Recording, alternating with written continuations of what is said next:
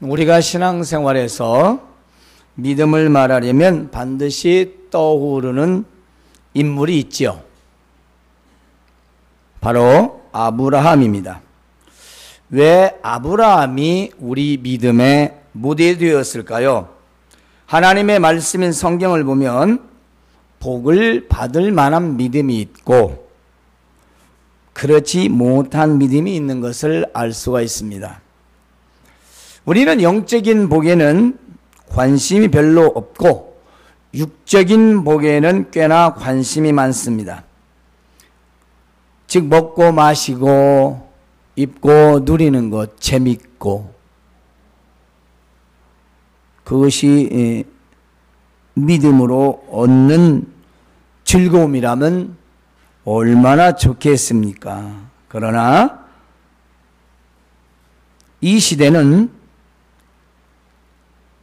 세상이 좋아서 어쩔 수 없이 그런 명분 아래 육적인 쾌락을 즐기고 있지요.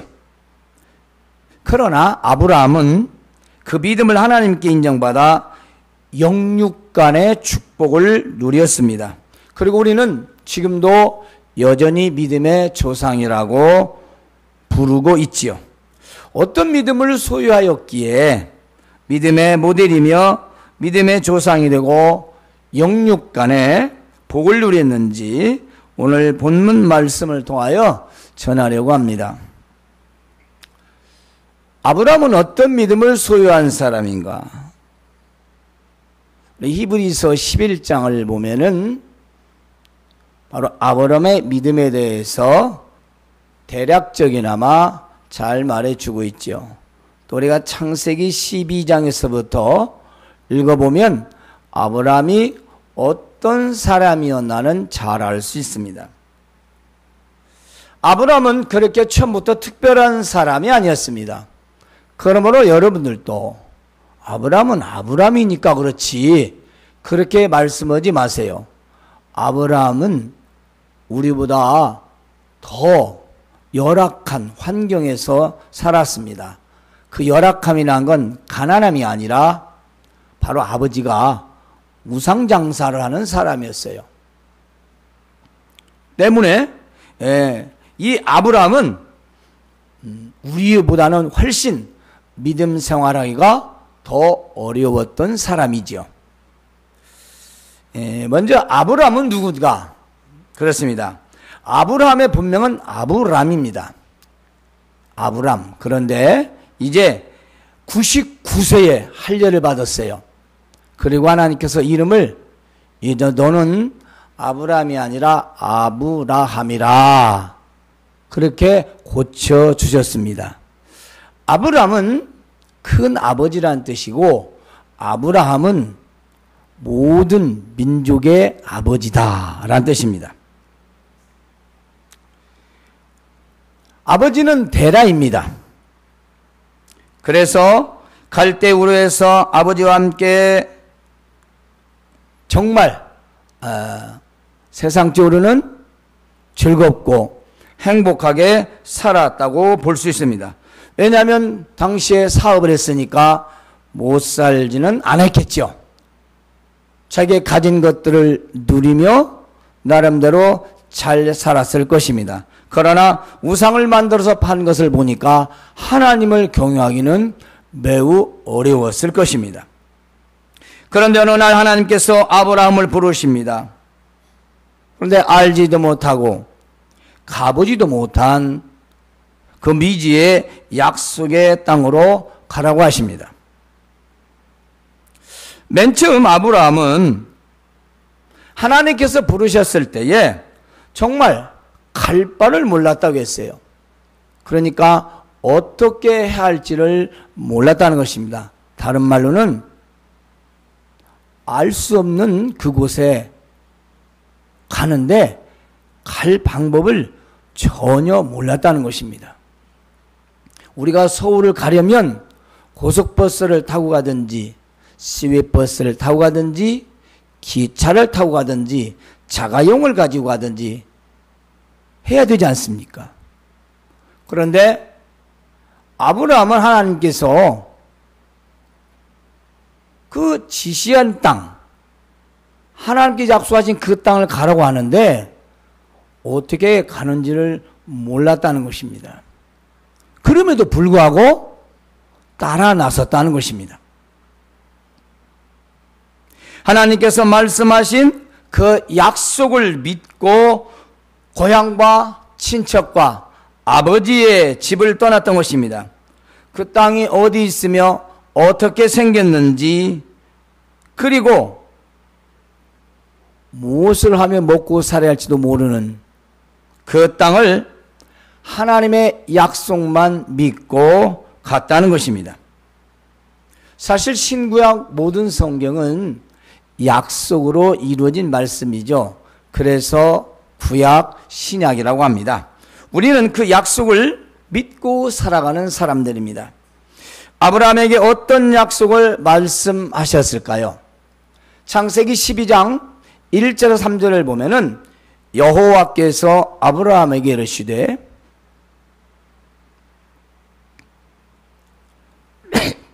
너는 너의 고향과 친척과 아버지의 집을 떠나 내가 네게 보여줄 땅으로 가라. 내가 너로 큰 민족을 이루고 너에게 복을 주어 내 이름을 창대케 하리니 너는 복이 될지라. 너를 저주하는 자에게는 내가 복을 내리고 너를 저주하는 자에게는 내가 저주하리니 그 땅 모든 족속이 너로 말미암아 복을 얻게 될 것이라. 그렇게 말씀하셨습니다. 아브라함은 하나님께서 이 말씀을 하셨을 때에 눈앞에 보이지 않습니다. 계산도 안 됩니다. 하지만 그 약속을 믿었습니다. 그것은 하나님께서 약속하신 것이기 때문에 믿었던 것입니다.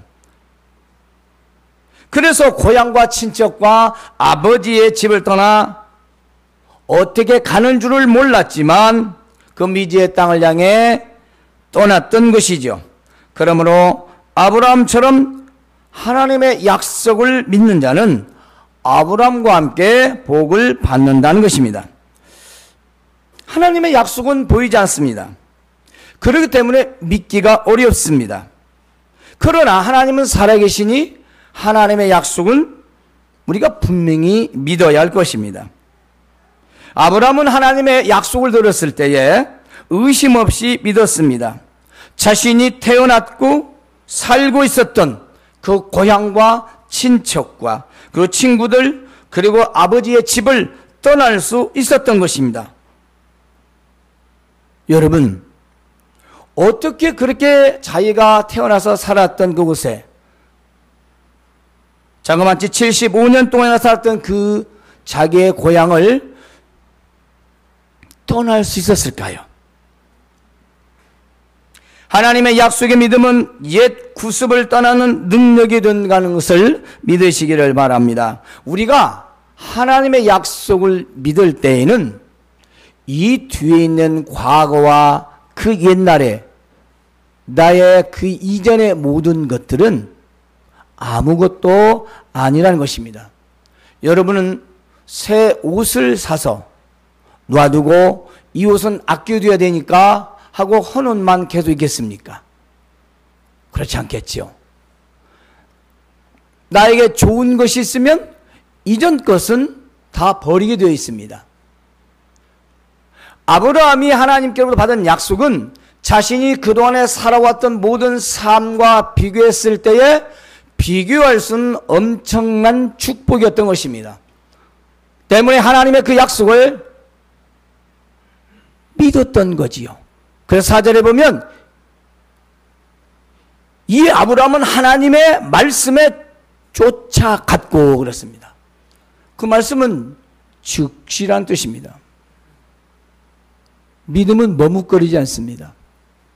믿음은 그 약속을 믿고 행동으로 옮겨지요. 그래서 우리의 믿음도 옛날의 모습을 찾지 않습니다. 왜냐하면 우리는 새로운 약속인 저 천국을 바라보며 우리가 가보지 못했지만, 눈으로 보지 못했지만 그 나라는 분명히 있기 때문에 아브라함이 하나님의 약속을 믿었듯이 우리도 장차 우리가 들어가야 할 그 하나님의 나라를 믿는 것이기 때문입니다. 우리가 하나님의 말씀을 들었을 때에, 우리가 그 말씀을 통해 하나님의 약속을 들었을 때에 우리는 세상적 계산이나 방법 비교하지 마시기 바랍니다. 세상에서 눈에 보이는 것들이 아무리 좋아도 우리와 영원히 할 수는 없지 않습니까? 여러분이 아무리 좋아하는 돈도, 명예도, 권력도, 여러분이 사랑하는 가족, 남편과 아내요, 자식과 부모요, 친척 그리고 친구들도 여러분과 언제까지 함께 할 수 있겠습니까? 그들이 여러분과 언제까지 함께 해주시겠습니까? 우리는 이미 알고 있지 않습니까? 우리는 이 땅에서 시한부적인 삶을 산다는 것을, 주님이 오라시면 언제나 가야 되고 우리는 약속하신 바 그 나라로 갈 것입니다. 우리가 하나님의 나라를 바라보고 천국을 바라보는 약속의 백성이라면 우리는 이전에 살았던 세상 사람들의 그러한 세상을 믿는 것, 세속을 즐기는 것, 옛날의 모습, 이런 것은 아브라함이 고향과 친척과 아버지 집을 떠난 것처럼 우리는 새로운 약속을 향해 모든 것을 내려놓아야 될 줄로 믿습니다. 아브라함은 보이지 않는 하나님의 약속을 믿는 믿음이었습니다. 아브라함은 우리와 똑같은 사람입니다. 아브라함이니까 그런 믿음이 있고 아브라함이 아닌 우리는 그런 믿음이 없다. 그건 핑계입니다. 핑계예요. 아브라함이 엄청난 그런 두뇌를 가지고 있고 엄청난 그건 천재다. 그렇다면 이 얘기는 다르겠죠.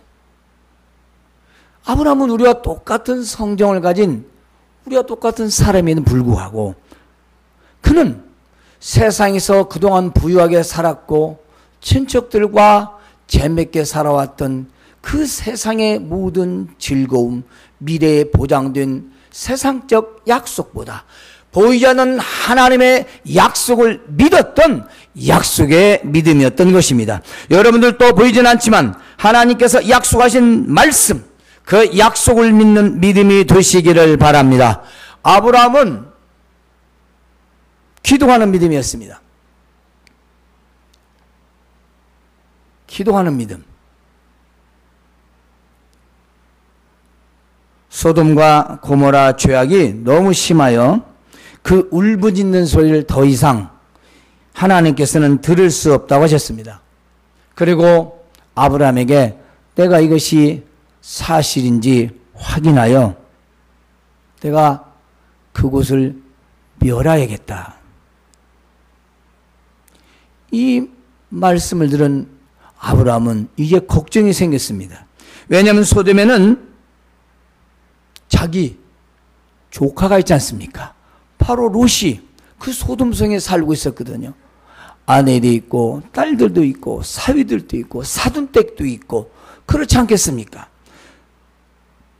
이제 소돔성이 멸망하면 자기 조카 가족들이 모두 멸망당하게 되는 것은 너무나 당연한 것이었습니다. 그래서 아브라함은 하나님께 소돔과 조카 롯의 가족을 구하기 위하여 기도하는 모습이 나옵니다. 아브라함은 하나님께 말합니다. 하나님께서는 의인과 악인을 함께 멸하려 하시렵니까? 그 성 중에 의인 50명이 있어도 용서하지 않고 멸하시렵니까? 주께서 의인 50명 있는데도 악인과 함께 소돔성을 멸한다면 그건 부당한 것입니다. 그러니까 아브라함이 생각할 때는 적어도 소돔과 고모라에 의로운 사람, 믿음이 있는 사람 50명은 있을 것이다 라고 생각하였던 것이지요. 그러면서 이렇게 말합니다. 세상을 심판하시는 이가 정의로 행하야 하지 않겠습니까? 아주 당돌하게 말을 하지요. 하나님께서는 그래, 네 말대로 의인 50명이 있다면 내가 그 50명을 생각해서 내가 그들을 멸하지 않겠다. 그러자 이번에는 뭐라고 합니까? 하나님, 한 45명 있으면 어떻게 하시겠습니까? 그래, 45명 있어도 내가 멸하지 않겠다. 주여, 40명 있으면 어떻게 하시겠습니까? 그래, 40명 있어도 내가 멸하지 않겠다. 여호와여, 들어주시옵소서. 30명 있으면 어떻게 하시겠습니까? 그래, 30명도 있으면 내가 멸하지 않겠다. 하나님이요, 불쌍히 여기시고 이 이야기를 한 번 더 들으십시오. 20명 있으면 어떻게 했습니까? 그래, 20명 있어도 내가 멸하지 않겠다. 여호와여, 이제 제발 놓아지 마시고 이번 한 번만 딱 한 번 더 구하옵나니 10명 있으면 어떻게 하시겠습니까? 그래, 네 말대로 10명 있으면 내가 멸하지 않겠다. 이게 무슨 말씀입니까? 10명이 없다는 겁니다. 내가 10명으로 인하여 너희를 멸하지 않겠다라고 하셨습니다. 사실 아브라함의 이 기도는 소돔성을 살려야 조카 롯의 가족도 구할 수 있었기 때문에 정말 하나님께 간절하게 기도를 하였던 것입니다. 여러분이 어떤 일에 당면하면 그 문제가 심각하면 여러분도 간절히 매달리지 않습니까? 그렇죠. 아브라함은 소돔성과 자기 형제를 살리려고 하나님에게 무려 6번을 번복하면서 기도를 했습니다. 이건 사실 감히 하나님 앞에서 우리 인간적으로 생각한다면 있을 수 없는 일이죠. 그러나 하나님은 은혜로우시고 자비로우시며 인자하셔서 그 아브라함이 하는 요구를 다 대답해 주셨습니다. 거절하지 않으시고 그래, 네 생각 그렇다면 어디 한번 찾아보거라 이거지요. 이 기도는 정말 자기 친족을 살리기 위하여 애원하듯 사정하며 하나님께 간절히 기도를 드렸던 것입니다. 그러나 결국 어떻게 되었습니까? 소돔과 고모라는 의인 10명이 없어 유황불 심판을 받게 되었지 않습니까? 하지만 하나님은 큰 은혜를 베푸셔서 롯의 그 가족을 천사를 통하여 구원해 주었습니다. 안타까운 것은 그 롯의 아내가 뒤를 돌아보지 말라 했지만 뒤를 돌아본 거로 소금 기둥이 되고 말았지요.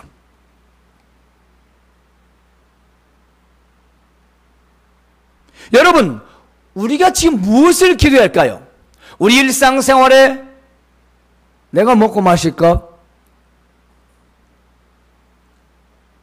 우리 열심히 해도 돼야 할 일들, 혹시 그것을 위하여 구하지는 않습니까? 아브라함은 지금 멸망받을 소돔과 고모라, 그 멸망당할 그 성과 그 속에 있는 바로 자기 친족, 형제를 위해서, 그 형제의 구원을 위해서 기도를 했다는 것입니다. 물론 여기서뿐만 아니라 여기저기 아브라함의 기도의 모습은 많이 나옵니다. 하지만 특별히 우리가 기억해야 할 것은 여러분, 이 소돔과 고모라 같은 세상을 위하여 기도하며 하나님의 심판받을 세상 가운데 있는 나의 친족과 친구들의 구원을 위하여 간절히 기도하시기 바랍니다. 우리 먹고 마시는 거 기도하지 않아도 우리에게 있을 거 다 하셔서 우리에게 다 주신다고 약속하지 않았습니까? 예수님도 너희는 먼저 그 나라와 그 의를 구하라. 그러면 이 모든 것 위에 내가 더해 주겠다. 왜 먹고 마시고 있는 것을 구하느냐? 그건 이방 사람들 구하는 거 아니냐? 그렇게 말씀하시지 않았나요? 그런데 우리 지금 무엇을 구하고 있나요? 진정 이 나라가 부패했다고 하면서 나라를 위하여 기도하십니까? 통일을 원하신다면서 기도하고 계십니까? 전쟁이 두렵다면서 나라의 평안을 위하여 기도하고 계십니까? 내가 사는 이 도시 전주시를 위해서 기도하고 계십니까? 내가 섬기고 있는 교회를 위해서 정말 평안을 위하여 기도하고 계십니까? 내 친척 가족 중에 믿지 않는 자들 위하여 여러분 기도하고 계십니까? 아브라함의 믿음은 특별하지만 특별한 사람은 아니었습니다. 그냥 일반적인 사람입니다. 그런데 우리는 특별한 믿음처럼 보고 있습니다. 그저 하나님의 약속을 순순히 믿었고 그저 어려움이 있을 때 하나님 앞에 자기 일처럼 애원하며 그 영혼을 위해서 생명을 위해서 기도했던 것입니다. 여러분은 그렇게 하지 않습니까? 뭐 다른 거 있습니까? 우리도 우리의 문제를 놓고 하나님 앞에 애원하듯 기도하지 않습니까? 그래서 작정 기도도 하지 않습니까? 내가 육신의 일을 그치면서 예배하지 않습니까? 내가 어려움을 당해도 믿음을 지키지 않습니까? 왜 그렇습니까? 우리는 하나님의 약속을 믿고 우리는 하나님께 기도하며 살아가야 할 사람들이기 때문입니다. 그러므로 여러분, 다시 한번 이 세상은 장차 망할 성이라 하여 장망성이라고 합니다. 그 세상 가운데 여러분들 가족은 없습니까? 친척은 없습니까? 아니 오늘 우리 교회 가운데에 가족의 안 믿는 분들은 없습니까? 저도 있습니다. 저도 1년간 작정하고 물론 지금 17년 동안 기도하고 있지만 저도 그 가족들을 위해서 기도합니다. 이름 부르면서 기도합니다. 구원은 하나님께 있지만 우리가 기도해야 되지 않을까요? 그리고 세상에 믿지 않는 친구도 있습니다. 나하고 가깝다면 더 위하여 기도해야 되지 않겠습니까? 아브라함은 기도하는 믿음이었습니다.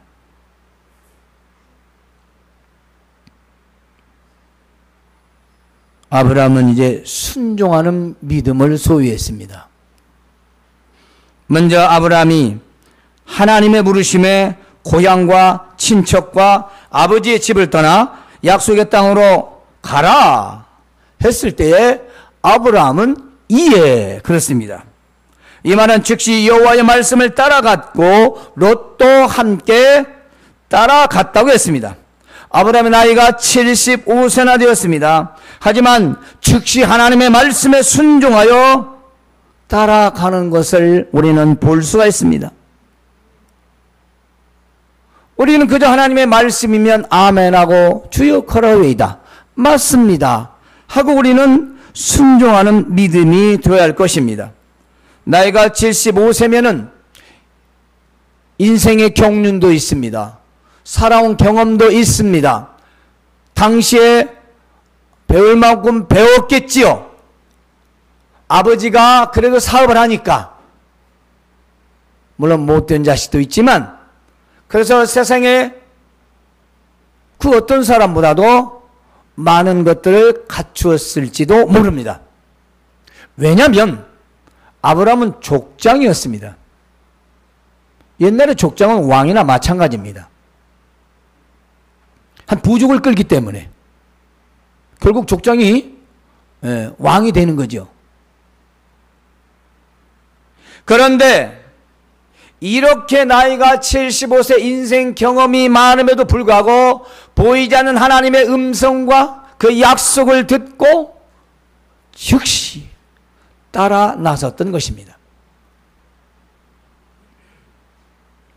이것이 바로 하나님 말씀에 순종하는 믿음인 것이죠. 또 하나 하나님이 아브라함에게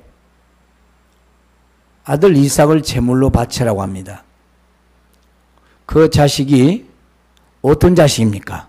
하나님이 75세에 약속하셔서 25년이 있다가 100세에 주셨습니다.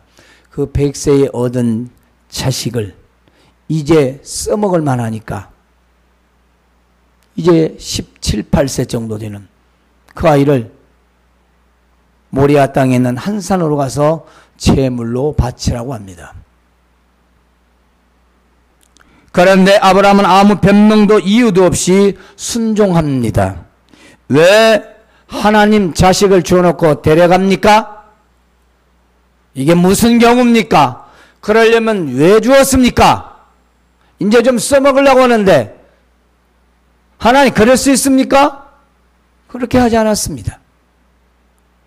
그냥 순종하며 다음날 나무와 불을 챙겨서 자식에게 지우고 종과 함께 떠나는 모습을 볼 수 있습니다. 아무 변명도 이유도 없이 순종하여 독자 이삭을 데리고 떠납니다. 그리고 아브라함이 한 산으로 가서 돌로 단을 쌓고 그리고 단 위에 아들 이삭을 묶어서 올려놓고 이제 칼로 찔러 죽여서 제물로 드리는 순간 하나님께서는 아브라함을 부르십니다. 아브라함아! 아브라함아! 그 아이에게 네 손을 대지 말라. 그 아이에게 아무 일도 하지 말라. 네가 네 아들 네의 독자까지도 내게 아끼지 아니했으니 이제야 네가 하나님을 경외하는 줄 아노라고 하셨습니다. 여러분,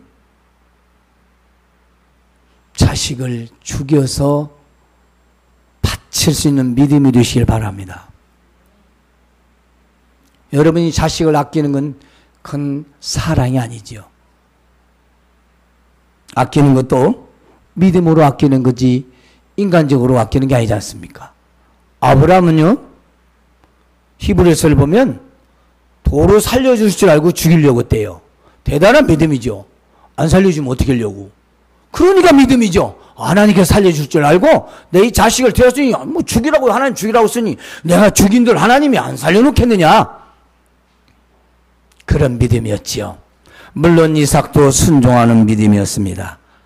아버지를 닮아서 아들도 순종하는 믿음이었지요. 그렇습니다. 우리가 마지막까지 마지막 그 한순간 우리가 정말 이것을 믿음으로 하느냐. 내가 지금 손해보는데 내가 직장을 그만둬야 되는데 내가 사업을 때려쳐야 되는데 내가 사람 구실 못하는데 내가 꼭 예배를 가야 돼? 내가 주의를 지켜야 돼? 그럼 난 어떻게 되는 거야? 내가 믿음을 지키면 어떻게 되는 거야? 나는 모든 걸 잃는 건데 꼭 그래야 돼? 여러분, 이런 마음이 생길 때마다 아브라함이 이삭을 칼로 찌르려는 순간을 기억하시기 바랍니다. 그는 하나님 말씀에 이유 없이 순종했습니다. 여러분이 말씀을 따라 순종하고 여러분의 믿음을 지켜 하나님께 인정받으면 하나님은 여러분을 도우실 줄로 믿습니다. 그리고 하나님께 인정받는 믿음이 되는 겁니다.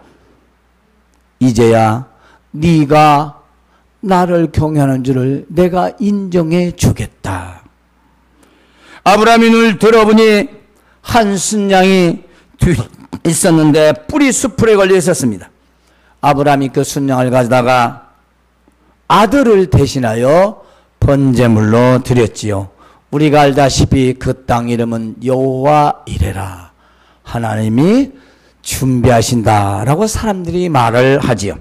하나님께서 다시 아브라함에게 말씀하십니다. 내가 너를 가리켜 내가 나를 가리켜 맹세하노니 네가 이같이 행하여 네 아들 독자도 아끼지 아니하였은즉 내가 네게 큰 복을 주고 네 씨가 크게 번성하여 하늘의 별과 같고 바닷가의 모래와 같게 하리니 네 씨가 그 대적의 성문을 차지하리라.